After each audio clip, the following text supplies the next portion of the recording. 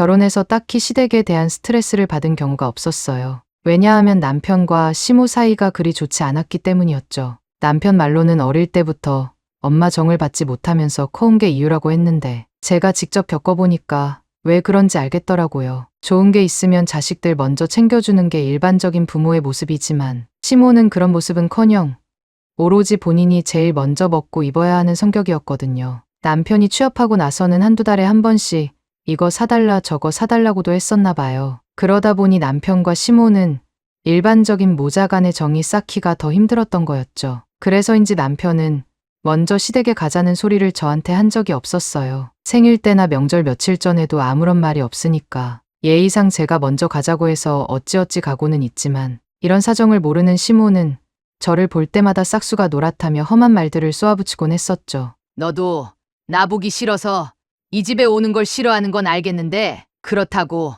멀쩡한 부모 자식까지 찢어 놓으려고 하지 마. 그거 아주 못된 거야. 네, 알겠습니다. 이런 애인 줄 알았다면 결혼시키는 게 아니었는데 에휴, 왜 억울한 표정을 짓고 있어? 내가 뭐라고 했다고 현우한테 또 고자질 하려고? 아니에요. 내가 너 얼마나 잘하는지 지켜볼 거야. 너도 알겠지만 나도 아직 살 날이 많은 사람이야. 인생 어렵게 살기 싫으면 똑바로 살라고. 네, 뻔히 둘 사정 아는데 제가 이런 곤욕을 치르고 있다는 얘기는 남편한테 차마 할 수가 없었어요. 와봐야 1년에 3번 정도 오는 거니까 제가 참자는 심정으로 아무 말 안 하고 넘기고 있었죠. 그러던 어느 날 평소에 연락도 없었던 시모한테서 연락이 왔어요. 사고가 나서 병원에 입원해 있다는데 시간 내면 한번 찾아오라는 연락이었죠. 입원까지 했다고 하니까 그날 밤 남편과 바로 찾아갔지만 막상 만나본 시모는 멀쩡해 보였어요. 자동차랑 살짝 접촉사고 있었다는데 명자국 하나도 없었거든요. 그럼에도 보험료를 더 받으려고 입원까지 했던 거였죠. 모든 사실을 알게 된 남편은 허탈한 표정으로 집에 가자고 했는데 시모는 할 말이 있다며 저를 불렀어요. 내가 멀쩡해 보여도 후유증이 무서워서 입원한 거야. 무슨 말인지 알지? 네, 어머님. 진료 잘 받으시고 시간 늦었으니까 저희는 이만 올라갈게요. 아이고, 내가 이런 말까지 했는데도 눈치가 없네.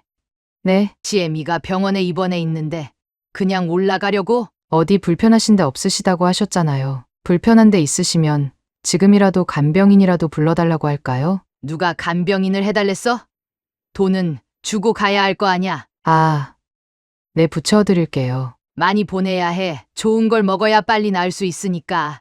보험료를 많이 받는다고 자랑했던 시모가 돈 달라고 하니까 황당했어요. 어이가 없어도 원래 그랬던 분이니까 그냥 달라고 하는 대로 드리긴 했는데 문제는 이게 끝이 아니었어요. 한 번 사고를 당해서 그런지 몰라도 지금까지 사고 없이 잘 살던 시모가 툭하면 교통사고를 당했다며 똑같이 입원하는 일이 잦아지게 된 거였죠. 이러다가 큰일이 생기는 게 아닌가 걱정하고 있었을 때 결국 일이 벌어졌어요. 그동안은 다쳐도 가벼운 찰과상에서 끝났지만 이번에는 차량 운전자가 시모를 보지 못해서 역과사고가 일어나 버린 거였죠. 다행히도 목숨은 구할 수 있었지만 다리가 심하게 다쳐 후유증이 심할 거라고 했어요. 허나 시모는 장애를 얻을 수 있는 상황에서도 자신의 몸보다 보험료가 걱정되었나 봐요. 내가 알기론 장애 판정받을 경우 보험료를 더 받을 수 있다던데. 나는 이래서 힘드니까 너가 한번 보험 잘하는 사람한테 물어봐라. 지금 돈이 중요한 게 아니잖아요. 아까 못 들으셨어요? 앞으로는 제대로 걷기도 힘들다고 했잖아요. 그런데도 겁이 안 나세요? 내 꼴 보면 안 보이니? 나 그렇게 쉽게 안 죽어. 그 돈 다 받을 때까지 죽을 일 없으니까 내 걱정이 된다면 내가 하라는 대로 하기나 해. 답답했지만 어쩌겠어요. 시모가 원하는 건 보험 정보라는데. 그래서 보험이라는 친구한테 시모 사정을 이야기하면서 물어봤었죠. 원하던 답을 얻어서인지 입은 아프다고 하면서도 시모 표정은 좋아 보였어요. 어찌됐든 이번 큰 사고까지 겪게 되었으니까 앞으로는 이러한 사고가 없을 거라고 생각했었는데 상황이 이상하게 돌아가기 시작했어요. 시모는 상대방 보험으로 치료 중이었지만 이제는 그럴 수가 없게 된 거였죠. 이유는 그동안 시모가 교통사고 났었던 이유가 실수가 아닌 고의였다는 보험사의 판단 때문이었어요. 증거로 우리한테 CCTV를 보여주며 길 가운데로 걷는 시모를 보라고 했는데 화면 속의 시모는 차량을 비켜주지 않았고 결국 차가 시모를 비켜서 가는 순간 은근슬쩍 차에 부딪히는 장면이 찍혔기 때문이었죠. 한두 번이었다면 실수로 볼 수 있었지만 입원하지 않은 사고도 많았는지 이미 10건도 넘어 보이는 자료가 있었던 거였죠. 이를 알게 된 시모는 상황의 심각성을 모른 채 큰돈만 날렸다고 아쉬워했어요. 몸까지 다쳐가면서 큰돈 만지나 싶었는데 그놈들 일부러 돈 안 주려고 나만 조사한 거 아니야? 지금 그게 문제예요? 보상은커녕 어머님이 치료하고 있는 비용들 전부 다 어머님이 내셔야 해요. 뭐라고? 다친 건 난데 내가 왜 치료비를 내? 그것뿐만이 아니에요.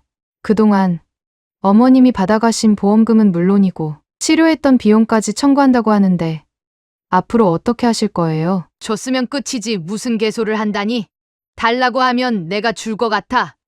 주고 싶어도 이미 써서 한 푼도 없다고 그래. 어머님이 그런다고 끝낼 문제인 것 같아요? 내 탓만 하지 말고 너 보험하는 친구 있다며. 그 친구 불러서 해결하면 되잖아. 제가 쪽팔리게 그 친구를 왜 불러요? 뭐? 쪽팔려? 너는 내가 이 꼴로도 있다고 만만해 보여서 그딴 소리를 하는 거니? 내가 이럴 줄 알았어. 엄마가 알아서 해결하게 그냥 일어나. 그냥 가자고? 우리가 있는다고 해결될 문제야? 아니잖아. 쟤는 태어났을 때부터 정이 없더니 애미가 아파서 누워있는데도 저지랄이네. 제가 하고 싶은 말이 정말 많은데요.